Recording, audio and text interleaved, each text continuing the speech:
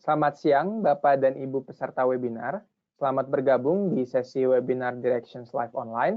Perkenalkan, saya Muzamil selaku moderator webinar Directions Live Online pada siang hari ini.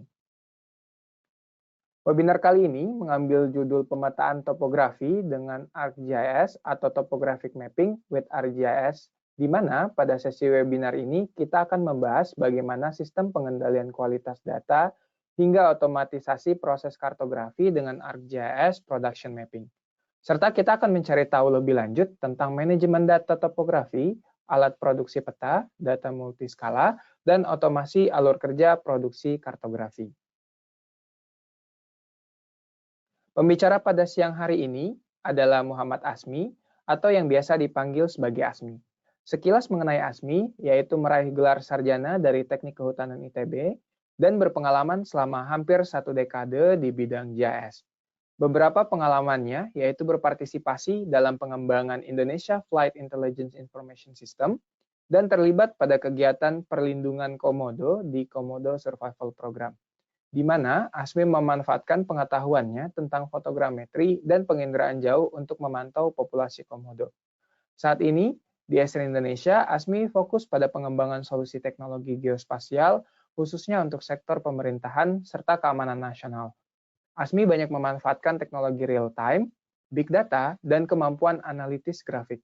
Hari ini kita akan mendengarkan pemaparan dan penggunaan topographic tools dalam memproduksi peta skala besar. Selamat siang, Bapak dan Ibu rekan sekalian. Selamat datang di sesi webinar Esri Indonesia kita kali ini. Hari ini kita akan membahas terkait bagaimana teknologi Esri melalui ArcGIS dapat membantu proses pemetaan topographic mapping dengan lebih efisien dan efektif.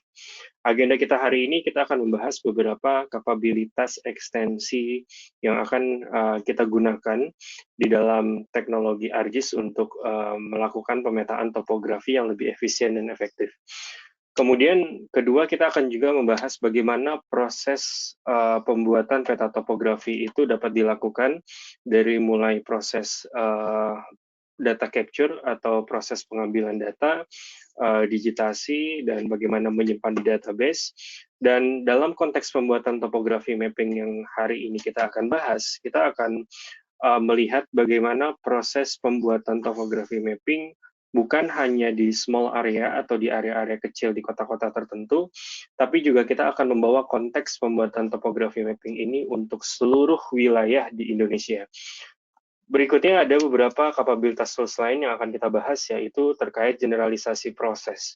Pernahkah Bapak dan Ibu sekalian memikirkan bagaimana proses pembuatan topografi mapping di beberapa level skala? Sebagai contoh, sebuah organisasi ingin membuat topografi, peta topografi di beberapa level skala dari mulai 1 banding 5.000, 10.000, 25.000, hingga ke 100.000. Apakah kita akan membuat setiap peta topografi itu di setiap skala, atau kita cukup hanya membuat satu skala, lalu kita bisa generate secara otomasi ke beberapa skala? Itu yang akan kita bahas di webinar kita kali ini.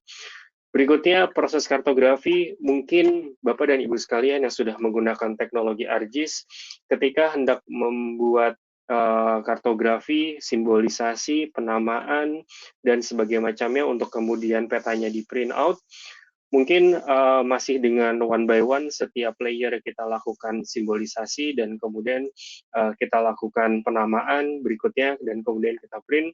Lalu apakah metode tersebut akan kita gunakan ketika kita membuat peta topografi skala besar di wilayah seluruh Indonesia? Tentunya ada cara yang lebih efektif dan efisien.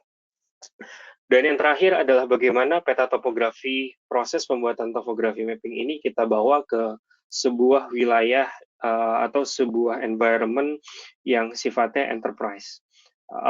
Ketika kita bicara konteks kartografi, mungkin yang sudah kita kenal adalah kita membuatnya di dalam ArcGIS Pro atau ArcMap. Sekarang kita akan bawa di era di mana proses kartografi itu akan lebih otomasi, dan kita akan bisa melakukannya di enterprise. Sebagai background informasi ke Bapak dan Ibu sekalian, ini adalah situasi dan kondisi peta topografi yang tersedia di Indonesia. Bapak dan Ibu sekalian bisa melihat bahwa hanya sekian area di Indonesia yang tersedia untuk skala terbesarnya atau skala yang lebih detail, yaitu di 1:5.000. Lalu bagaimana dengan kebutuhan skala yang lainnya, sebagai contoh di 10.000, 25.000, 50.000, 250.000. Dan faktanya saat ini dibutuhkan peta topografi yang lebih detail, bukan hanya di level 10.000 ataupun 250.000 yang mana itu tidak cukup detail untuk menggambarkan tutupan lahan, pemukiman, dan segala macamnya. Kita memerlukan peta yang lebih detail, yaitu di skala 1:5.000. Dan ketika kita bicara konteks pemetaan topografi di seluruh wilayah Indonesia, maka artinya yang terbaik adalah kita akan membuat peta 1:5.000 untuk seluruh wilayah yang ada di Indonesia. Lalu bagaimana proses manajemen datanya? Lalu bagaimana proses kita mengatur agar data itu dapat kita validasi, dapat kita QC, dapat kita kontrol kualitasnya dengan baik. Dan inilah di mana proses ArcGIS Topographic Mapping melalui ArcGIS Production Mapping dengan kapabilitasnya, dengan tools dan extension-nya, mampu membantu proses pemetaan topografi di seluruh wilayah Indonesia dapat lebih efektif dan efisien. Saya akan mulai dengan beberapa pengenalan terkait dengan ArcGIS ekstensi untuk topografi mapping. Ada beberapa ekstensi yang harus kita gunakan, dan sebagai tambahan kapabilitas dari ArcGIS Pro yang Bapak dan Ibu mungkin sekarang telah gunakan. Sebagai catatan, kapabilitas ekstensi ini juga dapat kita bawa ke level enterprise, khususnya ketika Bapak akan membutuhkan ekstensi di level enterprise ketika kita ingin melakukan production begitu ya, produksi topografi mapping yang lebih skala masif dan seluruh Indonesia. Pada hari ini saya akan lebih mendetail bagaimana ekstensi ini dapat kita gunakan lebih banyak di ArcGIS Pro. Yang pertama adalah ekstensi terkait ArcGIS Workflow Manager. Ini adalah ekstensi tambahan yang akan kita gunakan di ArcGIS Pro untuk membantu proses manajemen pekerjaan dari tim topographic mapping atau production mapping yang akan memproduksi peta skala besar di seluruh Indonesia. Yang kedua, kita juga akan kenalan dengan yang paling utama, bagaimana kapabilitas ArcGIS Production Mapping mampu memberikan efektivitas dan efisiensi dalam melakukan proses kartografi.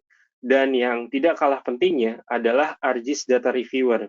Ini adalah sebuah tools yang sangat powerful yang akan kita gunakan untuk melakukan koreksi dari data-data yang error. Seperti sebagai contoh, ada feature polygon yang saling tumpang tindih, ada line yang tidak tersambung, kemudian ada setiap polygon yang memiliki gap, dan segala macamnya dapat kita koreksi, tentunya tidak dengan cara manual, dengan kapabilitas ArcGIS Data Reviewer. Dan yang terakhir adalah merupakan turunan, bukan sebuah ekstensi tambahan, tapi turunan yang akan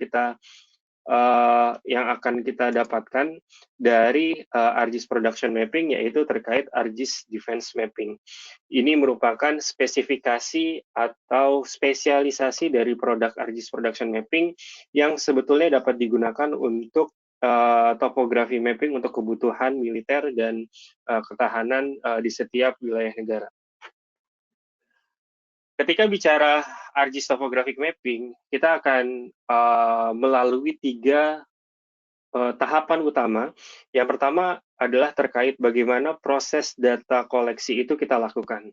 Di dalamnya ada proses bagaimana data modelnya, bagaimana kita dapat mengedit template-nya, bagaimana kita melakukan cross-reference database, dan yang paling penting adalah melakukan batch job.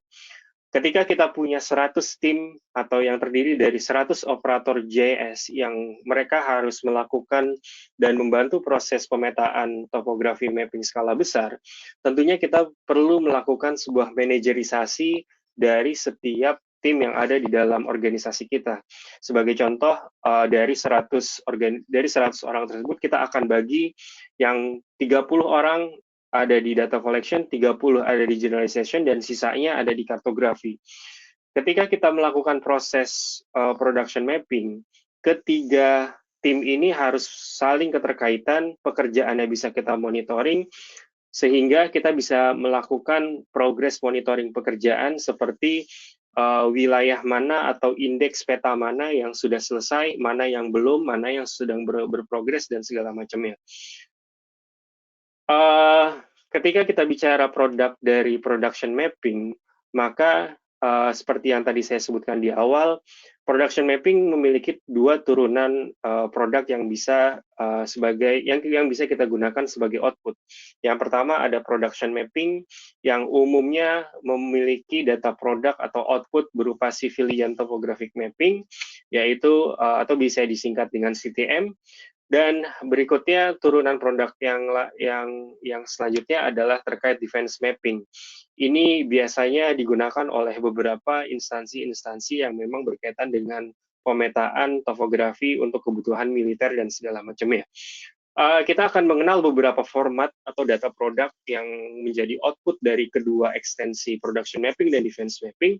Yang pertama adalah CTM, Civilian Topographic Mapping, dan yang kedua terkait defense mapping, yaitu terkait MGCP atau Multinational Geospatial Curve Production. Dan selain itu juga ada Topographic Data Store atau TDS. Masing-masing produk ini memiliki skala bawaannya, namun kita bisa customize, kita bisa lakukan pendetailan lebih. Dan sebagai outputnya ada CTM topografi di skala 50, ada MGCV Topographic Mapping atau MTM, baik itu di skala 50 maupun 100, dan Topographic Map atau TM ada di skala 50 dan 100. Saya akan masuk ke bagaimana workflow proses pembuatan topographic mapping ini secara ideal ketika kita menggunakan kapabilitas teknologi Esri melalui ArcGIS Production Mapping. Sebagai yang tadi saya sebutkan di awal, bahwa rasanya tidak mungkin apabila katakan kita punya 10 level skala yang harus kita produksi, sebagai contoh dari skala 1:1000, 1:5000, 10.000, dan seterusnya, ada 10 level, dan kita harus melakukan proses produksi peta di masing-masing setiap level skala. Tentunya Bapak dan Ibu bisa bayangkan berapa lama waktu yang akan kita butuhkan ketika kita melakukan produksi dengan metode setiap skala. Tentunya kita dengan menggunakan ArcGIS Production Mapping, kita akan menggunakan metode hanya memproduksi skala terkecilnya, lalu bisa kita turunkan menjadi skala-skala yang kita inginkan di skala yang lebih besar. Atau sebagai contoh, kita mau membuat skala paling detailnya ada di 1:1000, 1:5000, dan seterusnya, itu akan kita generate dan otomatisasi. Skala terkecil, 1:1000, dalam contoh saya, itu adalah yang kita sebut dengan base scale data. Base scale data ini merupakan data raw, data yang sifatnya paling detail, yang akan kita manfaatkan sebagai data awal, yang juga akan berkontribusi dalam mengenerate atau menghasilkan output peta di level skala yang berikutnya. Diawali dengan proses koleksi, kemudian ada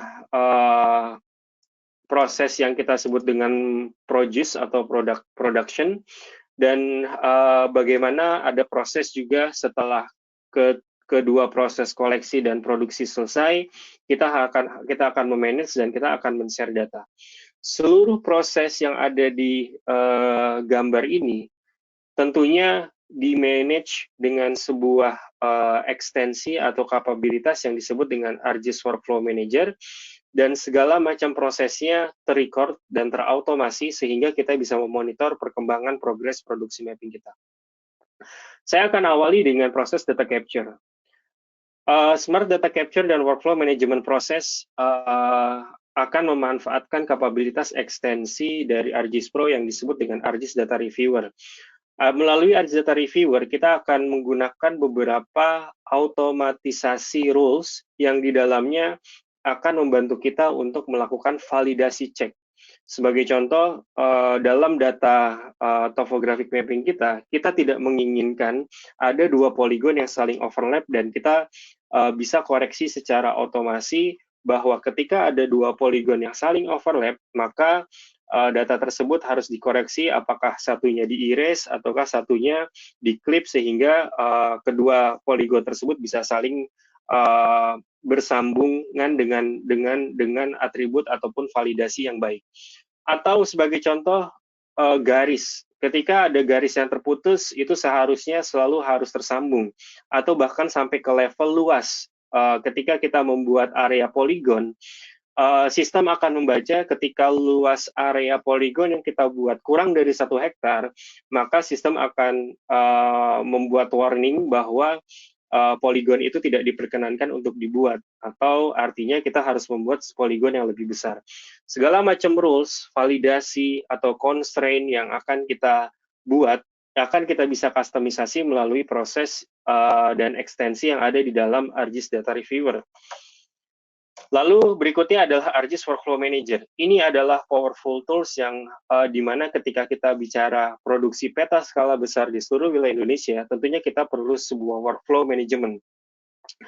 Kita awali dengan ask a question, jenis peta ataupun imagery, gambar apa yang akan kita ingin buat.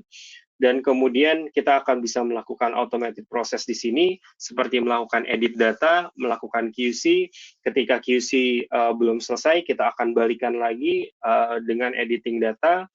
Atau ketika edit data sudah selesai, kita akan launch ke dalam aplikasi, dan kemudian semua hal yang kita lakukan di dalam proses editing data dan QC data ini bisa kita record, sehingga kita bisa lihat log-log informasi apa yang terekam di setiap langkah yang akan kita buat. Berikutnya, sekilas tentang topographic workflow. Setidaknya ada beberapa tahap yang secara template sudah disediakan oleh production mapping. Sebagai contoh, workflow atau pekerjaan yang berkaitan dengan data editing, ketika kita punya data raw yang sudah terdigitasi, atau kita punya data input, sebagai contoh kita mau libatkan data-data OSM, data-data feature polygon ataupun POI lain yang akan kita libatkan ke dalam production mapping, kita tentunya perlu melakukan QC atau yang kita sebut dengan workflow data editing di awal.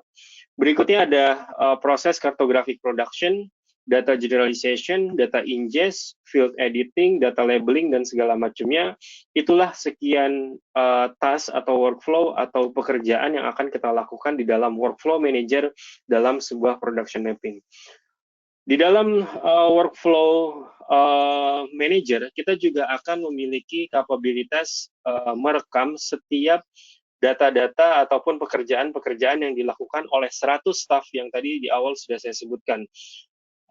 Karena workflow manager di awal ketika kita ingin membuat sebuah workflow management, kita akan melakukan konfigurasi yang disebut dengan production workflow database. Di situ ada proses di mana kita meng-create satu database yang isinya akan banyak sekali record-record pekerjaan yang akan kita lihat dan akan kita gabungkan sehingga proses manajerisasi pekerjaan menjadi lebih efisien dan efektif. Saya akan masuk ke bagaimana proses production mapping ini akan berlangsung. Di sini yang Bapak Ibu lihat ada sebuah production manager. Ini merupakan bawaan dari ekstensi production mapping di level server. Ini adalah konfigurasi apps yang bisa kita buat di portal enterprise. Melalui portal enterprise ini kita bisa melihat setiap indeks atau grid yang Bapak Ibu sekarang lihat. Setiap indeks atau grid ini memiliki informasi tentang status produksinya. Sebagai contoh ada yang berwarna hijau, ini lagi proses maintenance. Yang berwarna hijau, itu sudah on time, ada yang behind schedule, ada yang past due, terkait bagaimana status pekerjaan dari masing-masing indeks grid ini. Dan dari 3 departemen tadi, sebagai contoh dari data capture, generalisasi, kartografi, masing-masing memiliki pekerjaan dan tasknya. Lalu bagaimana kita harus memanage, dan saya sebagai administrator akan memberikan tugas kepada ketiga tim yang akan terlibat dalam proses production mapping. Di sini kita juga bisa melihat beberapa tools. Sebagai contoh, saya mau memberikan task terkait MGCP data production. dan secara otomatis dia akan menampilkan beberapa grid-grid yang belum terproduksi yang berwarna abu-abu, dan kita akan pilih salah satu gridnya untuk kemudian kita berikan tugas kepada ketiga departemen tim saya untuk melakukan pekerjaan di grid yang saya inginkan. Di sini ketika saya pilih 2 grid tadi, kita akan melihat di sini ada job name yang akan tercreate secara otomasi, sehingga ini akan memberikan informasi ketiga departemen tim produksi mapping akan memproduksi peta skala besar yang bersangkutan. Production Manager akan terkoneksi secara langsung ke ArcGIS Pro. Jadi di 3 departemen besar tim produksi mapping tadi, ada tim generalisasi, ada tim data capture, dan ada tim kartografi. Mereka akan mendapatkan sebuah informasi terkait pekerjaan yang diberikan atau ditugaskan kepada mereka dari administrator. Dan dia juga akan bisa melihat beberapa tas-tas yang sedang berlangsung. Dan sebagai contoh di sini saya hanya akan melihat tugas yang diberikan ke saya atau jobs assigned to me. Itu artinya pekerjaan yang hanya diberikan oleh salah satu staff. Dan staff yang bersangkutan hanya tinggal mengeksekut dari workflow yang sudah diberikan. Dan di sini sebagai contoh ada suatu staff yang diperintahkan untuk melakukan sebuah task yang disebut dengan data maintenance. Data maintenance ada kaitannya dengan bagaimana si staff yang bersangkutan harus melakukan data editing atau data validasi yang secara otomasi.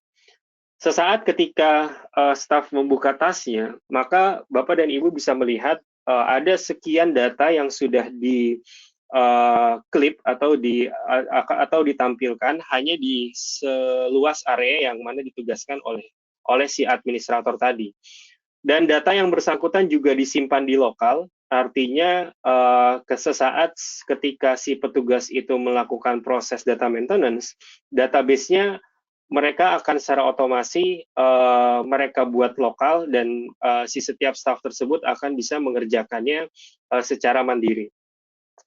Ketika mereka melakukan proses pembuatan atau proses data editing atau data maintenance, pada setiap layer, sebagai contoh di sini ada layer general building, setiap layer ini memiliki informasi yang berkaitan dengan berbagai macam tipe yang bersangkutan. Jadi sebagai contoh untuk building, ada beberapa building-building yang tipenya apakah itu sekolah, kemudian minimarket, ataukah fasilitas umum, dan segala macamnya sudah terrecord secara template. Dan sebagai contoh di sini saya akan melakukan proses data maintenance atau menambahkan ya satu informasi garis jalan atau road, dan secara otomasi kita bisa melihat ketika saya menambahkan satu jalan, dia akan langsung membaca tipe jalannya apa, nama jalannya apa, dan dia masuk ke dalam feature apa. Dan kemudian kita juga bisa melakukan beberapa kapabilitas lain, seperti koreksi. Sebagai contoh, ketika ada satu line yang dia terdiri dari beberapa vertis, dan setiap vertis jaraknya 3 kilo ataupun 3 meter gitu ya, maka dia harus terkoreksi bahwa itu tidak valid. Atau misalnya di poligon, di sini saya akan melakukan digitasi sebuah gedung, di mana sesaat ketika saya digitasi, gedung ini akan memberikan informasi bahwa ketika areanya kurang dari 625 hektar, maka secara otomatis sistem akan membaca bahwa itu tidak valid gitu. Atau ketika dia kurang dari 625 hektar, maka area gedung yang bersangkutan, maka informasi yang diberikan bukan poligon tapi titik gitu. Dan setiap attribution yang akan kita buat juga secara otomatis juga ke-create. Sebagai contoh di sini saya buat, tadi Bapak Ibu lihat, saya hanya membuat 3 vertis, tapi secara otomasi sistem membaca bahwa ketika vertis saya lebih dari 625, maka dia akan membentuk poligon. Tapi kalau kurang dari 625 hektar, Bapak Ibu lihat, dia akan membuat satu titik yang mengindikasikan itu adalah sebuah gedung. Lalu berikutnya, ketika petugas ingin melakukan data maintenance atau data editing atau penambahan data yang masih berkaitan dengan gedung, tapi terbatas dengan peraturan bahwa setiap digitasi yang dilakukan, setiap vertis, artinya setiap titik-titik digitasi ini, tidak boleh lebih dari beberapa jarak tertentu yang kita tetapkan. Nah, sebagai contoh di sini, sistem akan membaca error karena vertis yang diberikan ada yang kurang dari 3 meter. Artinya ini tidak valid, ini tidak boleh dilakukan. Ini berguna untuk menjaga konsistensi data yang diproduksi oleh setiap petugas. Lalu bagaimana yang dilakukan? Yang dilakukan adalah kita cukup simply dengan mendigitasi di area yang besar dan setiap vertisnya jangan kurang dari 3 meter. Saya akan pindah ke beberapa tipe tutupan lahan yang lain. Tadi kita ke building, sekarang kita coba ke tipe tutupan lahan, misalnya land cover. Di sini saya mencoba mendigitasi land cover tutupan hutan, dan di sini ada error. Dan errornya adalah terlihat bahwa poligon yang saya buat kurang dari 15.000 square meter. Dan sistem akan mengidentifikasi, oh tidak boleh membuat area hutan dengan kurang dari 15.000 square meter. Dengan demikian, petugas akan secara otomatis harus membuat area poligon itu lebih besar dari 15.000 square kilometer itu. Dan di sini juga ada kapabilitas ketika kita harus berhadapan dengan bersebelahan dengan jalan, maka secara otomatis vertis itu akan mengikuti tepat menempel di jalan, tidak overlap dan tidak saling tumpang tindih. Ini tentunya akan membantu proses digitasi menjadi lebih baik, menjadi lebih cepat, dan lebih akurat secara data. Berikutnya, ketika saya berhadapan dengan proses digitasi, di mana di sebelah kanan saya ada tutupan lahan yang lain, sebagai contoh di situ savana, misalnya, dan saya harus mendigitasi tutupan lahan terkait hutan di sebelahnya. Kita tentunya ketika berhadapan dengan pinggir tutupan lahan yang savana, kita harus berhati-hati ketika memanual digitasi. Artinya tidak boleh ada dua tutupan lahan ini tidak boleh saling tumpang tindih. Maka mereka harus saling menempel dan harus saling berbagi ruang sehingga hasil digitasi yang kita peroleh bisa optimal. Dengan kapabilitas data reviewer, tadi Bapak Ibu sekalian bisa melihat ketika saya mendigitasi secara bebas dan overlap dengan tutupan lahan di sampingnya, dia secara otomasi akan saling menempel sesuai dengan rules yang saya buat. Nah, lalu bagaimana sebetulnya proses yang kecanggihan yang tadi kita lihat bisa kita atur? Di sini ini adalah kapabilitas yang akan kita dapatkan dari data reviewer, di mana kita sudah bisa melakukan proses konfigurasi begitu dari setiap rules yang akan kita buat. Ketika kita punya ekstensi data reviewer, maka kita akan punya ready to use rules yang di dalamnya berisi beberapa rules yang sifatnya siap kita gunakan untuk kebutuhan editing dan data quality control kita. Sebagai contoh di sini ada data query, ada data duplicate vertex, ada yang overlap dan segala macam. Kita akan mendefine setiap rules tersebut dan sehingga data editing dan data maintenance yang dilakukan oleh staff sesuai dengan standar yang kita berlakukan di dalam sebuah organisasi. Proses ini tentunya akan sangat mengefisiensikan waktu dan pekerjaan yang akan kita buat di dalam production mapping.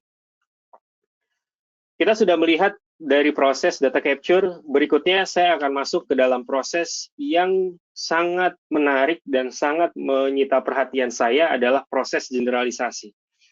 Seperti yang tadi saya sebut, bahwa ketika kita punya satu base scale data, di mana base scale data itu merupakan data dengan skala paling detail atau skala paling kecil, katakan dalam use case saya kali ini adalah skala 1:1000, maka pertanyaannya adalah apakah kita harus memproduksi peta di level skala yang lain secara manual atau start from the scratch lagi atau start dari nol lagi? Tentunya tidak. Generalisasi akan membantu kita dalam mengenerate multi-scale product tanpa harus membuat peta dari manual, dari nol lagi, dari scratch lagi, cukup dengan memanfaatkan base scale data yang sudah saya buat. Oke, katakan kita punya wilayah seluruh Indonesia. Kita ingin punya 5 level skala. Dan level skala terkecilnya adalah 1:5.000 atau 1:1000. Katakanlah 1:5.000 saja. Untuk seluruh wilayah Indonesia harus memiliki 1:5.000.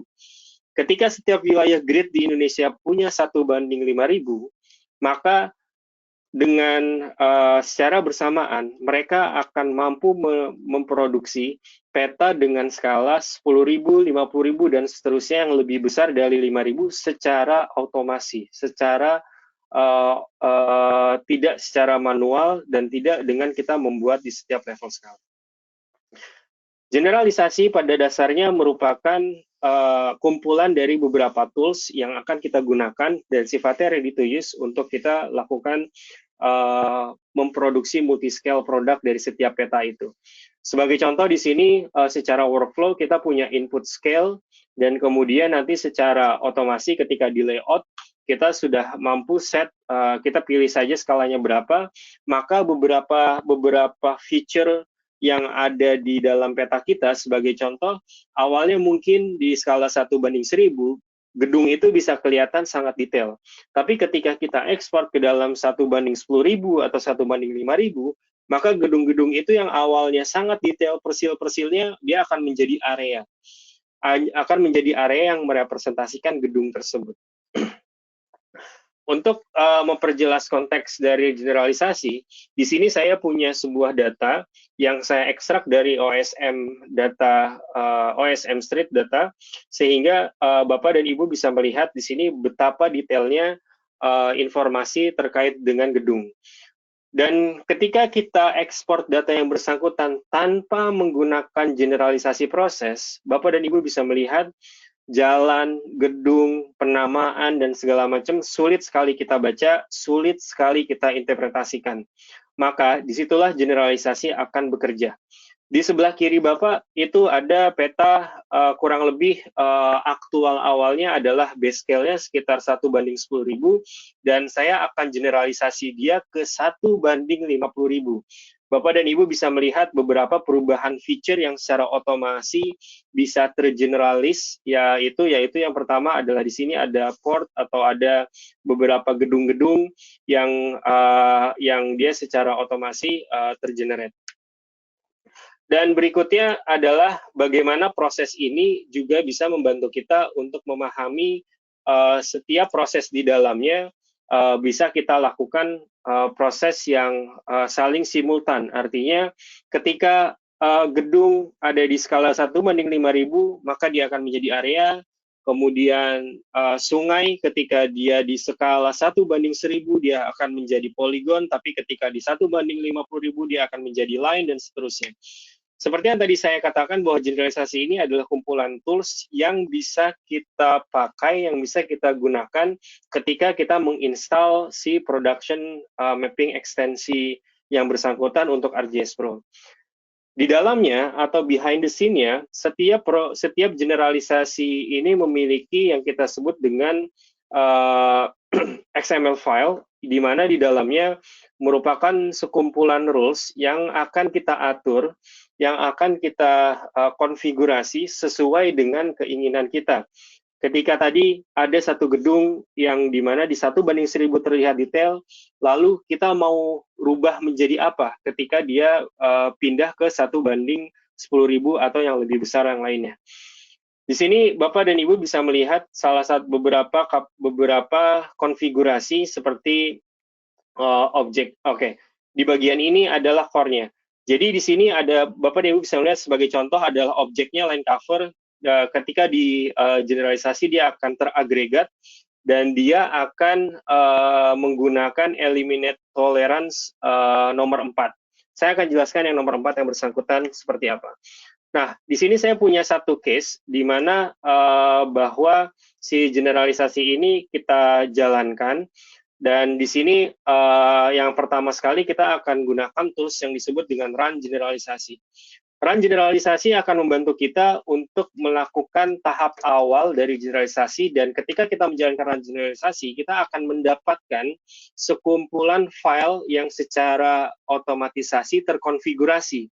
Di sini ada log file, di mana adalah historical dari generalisasi yang kita akan lakukan, dan kemudian ada processing time-nya, ada beberapa informasi yang penting yang akan kita bisa gunakan. Dan karena case di layar Bapak ini ada terkait tutupan lahan, maka tools generalisasi yang akan saya gunakan adalah SOE atau Skin of Earth. Itu adalah penamaan dari tools generalisasi untuk tutupan lahan. Di sini Bapak bisa melihat ada beberapa error-error sebenarnya. Sebagai contoh, di sini ada gap antar tutupan lahan hutan dengan tutupan lahan bukan hutan. Kemudian ada juga beberapa yang saling overlap antara hutan dengan bukan hutan, sehingga ini harus kita koreksi. Nah, dengan menggunakan tools generalisasi, kita bisa secara mudah tadi menjalankan satu proses yang kita sebut dengan agregat atau eliminasi, sehingga kedua tutupan lahan ini bisa saling gabung. Dan bagaimana dengan agregat? Ketika kita melakukan agregat, ada dua poligon yang sebenarnya seharusnya dia saling menyatu gitu, tapi dia masih terpisah. Simply terkadang hanya karena di setiap feature poligonnya atau di atributnya dia memiliki dua data atau layer yang berbeda, dua row yang berbeda, sehingga kita perlu melakukan eliminasi terhadap si tutupan lahan yang bersangkutan ini. Lalu bagaimana dengan beberapa jenis tutupan lahan yang lain? Ada agregasi, ada eliminasi, dan ada beberapa rules dari yang akan kita bisa pakai. Nah, di sini yang menjadi titik utama atau poin yang ingin saya sampaikan bahwa generalisasi akan berjalan sesuai dengan toleransi yang kita inginkan. Sebagai contoh di gambar layar Bapak dan Ibu, saya tadi men-set bahwa ada sekian SOE toleransi yang akan saya gunakan sebagai rules dari generalisasi. Ketika ada generalisasi yang saya gunakan menggunakan tolerance di eliminasi area 4, maka square kilometer yang harus tergeneralisasi adalah sekitar 15.000 value-nya.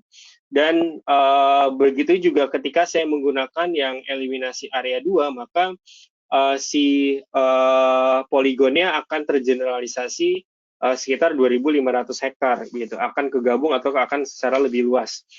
Nah, itu ada sekian tools ataupun tolerance yang menjadi backbone dari si generalisasi. Jadi ini semua adalah configurable, artinya kita bisa konfigurasi sesuai dengan kaidah-kaidah yang kita inginkan, sesuai dengan standar yang kita inginkan di setiap negara.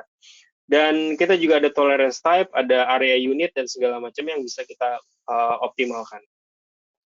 Sampai sini kita sudah selesai dengan generalisasi. Dengan demikian proses pembuatan kartografi yang bersangkutan sudah menggunakan kaidah-kaidah generalisasi, artinya ketika kita ekspor menjadi data yang sebagai output, kita bisa menghasilkan informasi yang lebih bisa kita baca, bisa kita pahami dengan baik, baik itu penamaan maupun attribution dari setiap hal-hal yang akan kita lihat di dalam peta. Lalu bagaimana dengan kartografi? Kartografi pada dasarnya adalah proses di mana kita bisa mengautomasi dengan beberapa template, dengan beberapa geoprocessing, dan beberapa kartografi rules. Dan ini adalah demonstrasi terkait dengan kartografi. Pada dasarnya setiap proses kartografi juga sama dengan proses di awal tadi, diawali dengan seorang administrator memberikan tugas kepada setiap tim yang bersangkutan untuk melakukan atau menjalankan proses kartografi. Kartografi tools akan terdiri dari beberapa sekumpulan ready-to-use tools di dalam topographic production tools geoprocessing. Di sini ada kartografi, ada data management, kemudian ada workflow, dan saya akan mulai dengan tools geoprocessing geodatabase dengan extract by data feature. Setelah data itu saya ekstrak, berikutnya adalah kita akan melakukan run pre-processing. Sebagai contoh, kita mau buat pre-processing generate topographic contour dan segala macamnya, semua sudah berdasarkan workflow yang bersangkutan. Lalu bagaimana ketika setiap tools ini kita jalankan dan kemudian kita akan generate produk. Ketika kita melakukan generate produk, maka kita akan memilih produk output mana yang akan menjadi keluaran dari kartografi kita. Dan di layout template ini kita bisa customize atau kita gunakan layout yang sudah diberikan oleh ekstensi dari production mapping, yaitu MTM 50 layout ataukah CTM layout dan segala macam yang sudah di custom, yang sudah kita config. Atau organisasi tertentu ingin menggunakan layout template yang mereka masing-masing, tentunya itu sangat bisa digunakan dan sangat mudah untuk kemudian kita pakai sebagai template, sebagai output dari peta yang akan kita produksi. Atau juga ada apply mask ketika ada simbolisasi-simbolisasi khusus. Dan ini adalah salah satu contoh dari output kartografi yang sudah saya buat. Di sini kalau saya sedikit mungkin zoom in, kita bisa melihat beberapa feature-feature yang sebenarnya saya masking sehingga menghasilkan beberapa informasi-informasi yang lebih detail, yang lebih saling terintegrasi dan tidak saling tumpang tindih dan memiliki arti dari masing-masing dari simbolisasi yang sudah saya namakan. Dan berikutnya adalah masih di kartografi, bagaimana ketika proses kartografi ini kita ingin rubah layoutnya atau kita ingin rubah simbolisasinya. Sebagai contoh di sini ada simbolisasi dari arah mata angin. Kita ingin ganti simbolisasinya atau kita perbesar segala macam. Template ini sangat configurable. Artinya setiap organisasi cukup membuat satu template di awal dan itu akan terduplikat ke beberapa tas-tas berikutnya. Kita sudah selesai di kartografi dan yang terakhir adalah terkait map production system. Kartografi yang tadi kita lakukan semuanya ada di ArcGIS Pro. Bagaimana kalau kita memindahkan proses kartografi yang tadi kita lakukan di ArcGIS Pro menjadi sebuah web base, menjadi sebuah tampilan satu landing page yang dimana setiap user bisa memilih indeks atau area yang mereka inginkan untuk dilakukan atau mengenerate sebuah kartografi sehingga mereka mendapatkan keluaran file berupa APRX atau ArcGIS Pro file yang mereka bisa buka di lokal machine mereka masing-masing dan setiap template-nya bisa mereka konfigurasi. Di sini saya punya beberapa layer yang akan saya tampilkan dari area of interest ini, dan setiap layer tersebut tentunya berisi informasi banyak sekali layer yang belum terkartografi dengan baik, yang belum tervisualisasi dengan baik, dan kita akan lakukan yang kita sebut dengan proses layouting, namun kali ini sedikit berbeda. Saya tidak akan memilih indeks yang ada gridnya, tapi saya ingin mengcustomize beberapa area-area yang saya inginkan, artinya saya tidak melibatkan setiap indeks tersebut. Sebagai contoh di sini saya akan membuat poligon. Ya, ini adalah custom saya dan saya tidak memilih si grid yang bersangkutan. Melalui map production system, topographic mapping sebagai yang kita bisa gunakan di enterprise level, kita bisa mengekspor.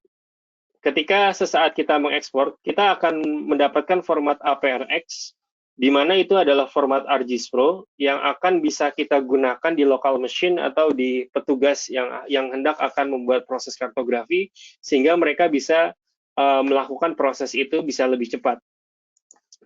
Ketika mereka sudah ekspor, mereka akan dapat dua folder, dua file, maksud saya. Yang pertama adalah APRX MTM50, karena tadi saya pilih tipe MTM50, dan TM, yaitu Topographic Map skala 50 menjadi PDF. Dan ini bisa kita download. Sesaat mereka download, mereka akan mendapatkan file seperti ini. Ini adalah file yang tadi saya custom areanya.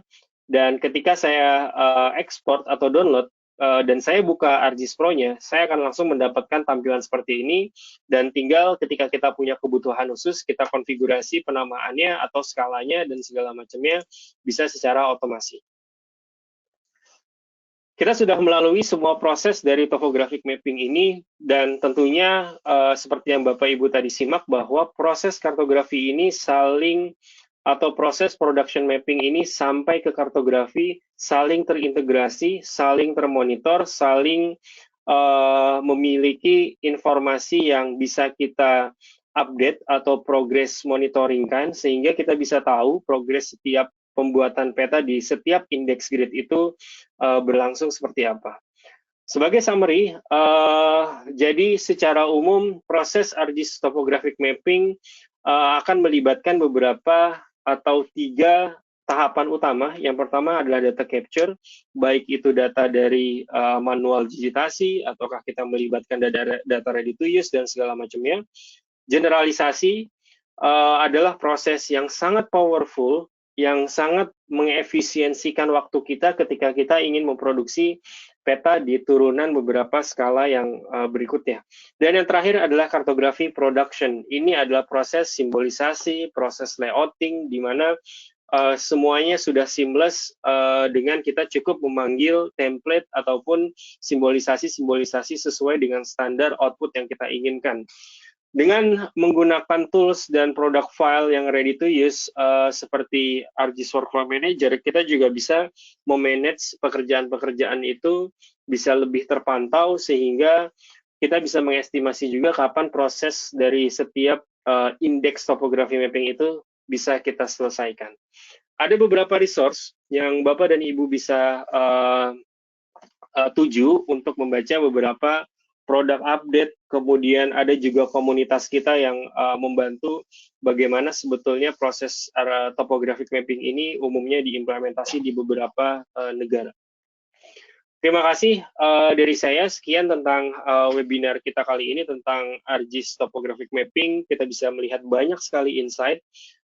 Seharusnya dalam memproduksi peta skala besar itu bisa dilakukan secara otomasi, efektif, efisien, tanpa harus melibatkan berbagai macam manual proses lainnya. Terima kasih.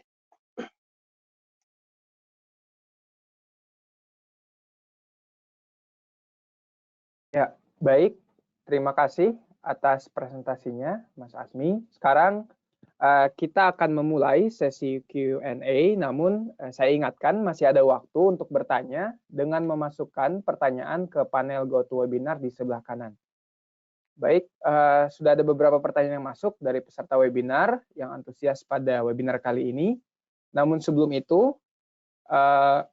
saya ingatkan lagi kepada Bapak Ibu sekalian bahwa webinar ini direkam dan rekamannya akan dibagikan ke email Anda. Baik seperti itu. Langsung saya bacakan pertanyaan yang masuk. Ya, mungkin pertanyaan pertama untuk Mas Asmi, dalam pembuatan peta skala besar, apakah dilakukan tiap skala yang ingin diproduksi? Mungkin bisa dijawab terlebih dahulu untuk Mas Asmi. Oke, terima kasih. Pertanyaannya insightful ya. Seperti yang tadi saya sampaikan bahwa salah satu kapabilitas yang menjadi fondasi utama atau menjadi kunci juga dari bagaimana pembuatan topographic mapping ini bisa lebih efektif dan efisien, itu adalah menggunakan tools generalisasi. Seharusnya setiap organisasi tidak perlu membuat peta topografi di setiap level skalanya. Karena Bapak dan Ibu bisa bayangkan ketika di level skala itu dibuat, maka setiap waktu yang akan kita lakukan juga tidak efektif atau tidak efisien, sehingga pembuatan peta itu bisa menjadi sangat lama. Nah, maka dengan demikian, generalisasi adalah customable tools yang kita bisa konfigurasi, bisa terjemahkan. Sebagai contoh, saya yakin setiap negara punya kaidahnya masing-masing untuk proses generalisasi ini. Dari mulai tadi yang saya sebutkan ketika ada gedung yang awalnya terlihat persilnya sangat detail, lalu ketika digeneralisasi atau dinaikkan skalanya menjadi 50.000, dia akan menjadi sebuah area poligon, dan beberapa aturan-aturan tersebut tentunya memiliki kaidahnya masing-masing, dan generalisasi akan bermain pada level tersebut. Terima kasih. Baik, terima kasih Mas Asmi atas jawabannya. Baik, mungkin satu lagi, Mas Asmi, karena berhubung waktu kita yang terbatas, saya akan membacakan pertanyaan selanjutnya, yakni apakah ada tools lain yang serupa dengan data reviewer sehingga tidak memerlukan tambahan ekstensi? Lalu apa kelebihan dan kekurangan itu sendiri antara tools lain dengan data viewer? Silakan Mas Asmi. Pada dasarnya, data reviewer yang tadi saya sampaikan, apabila sebuah organisasi atau seorang pengguna tidak memiliki ekstensi data reviewer, maka bukan berarti mereka tidak bisa melakukan data QC. Karena pada dasarnya data reviewer itu merupakan atribut rules yang juga kita bisa lakukan atau bisa customize dengan mungkin, namun kendalanya agak sedikit effort karena ketika kita menggunakan atribut rules tanpa ekstensi dari data reviewer, seperti yang tadi Bapak Ibu lihat bahwa data reviewer memiliki keunggulan menyediakan ready to use yang siap pakai, ready to use tools atau rules yang siap pakai, sehingga kita tidak perlu melakukan customize. Ketika user tidak memiliki data reviewer ekstensi, maka mereka harus menggunakan sedikit script menggunakan arcade expression untuk melakukan atribut rules yang secara fungsi atau secara output itu sama dengan ketika mereka memiliki ekstensi data reviewer di ArcGIS Pro mereka. Jadi tentunya itu tidak menghambat dari proses data QC di mana ketika seorang organisasi atau seorang pengguna tidak memiliki ekstensi data reviewer. Mungkin bisa dicari di keyword Google-nya segala macam bagaimana melakukan data reviewer tanpa ekstensi data reviewer dengan menggunakan arcade expression. Kata kuncinya adalah data reviewer tanpa ArcGIS data reviewer khususnya menggunakan arcade expression. Mungkin arcade expression untuk data reviewer itulah kata kunci yang Bapak Ibu bisa baca kemudian. Baik, terima kasih Mas Asmi. Mungkin satu lagi Mas Asmi, ini ada dari Ibu Susana. Mungkin bisa melengkapi jawaban pertanyaan sebelumnya.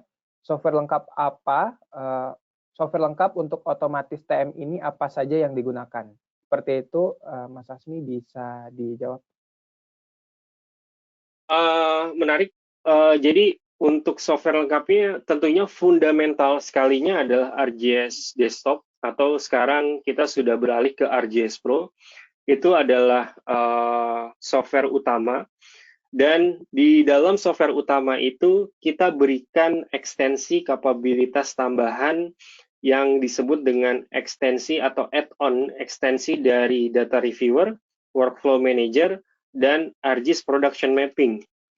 Ketika Ibu Susana mungkin hanya ingin memproduksi peta hanya untuk organisasi kecil gitu ya, hanya terdiri dari 3 atau 5 orang dan bukan yang masif sifatnya, mungkin tidak perlu level enterprise, tapi di level desktop atau level ArcGIS Pro dengan tambahan ekstensi yang tadi saya sebutkan.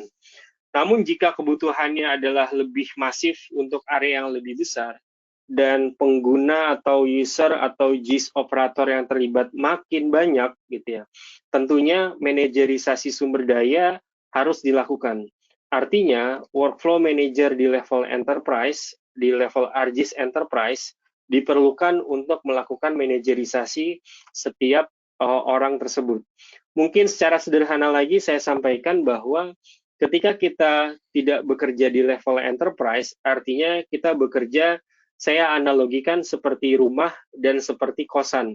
Kalau Bapak dan Ibu kerja tanpa ArcGIS Enterprise, maka analoginya seperti kosan di mana terdiri dari beberapa pintu.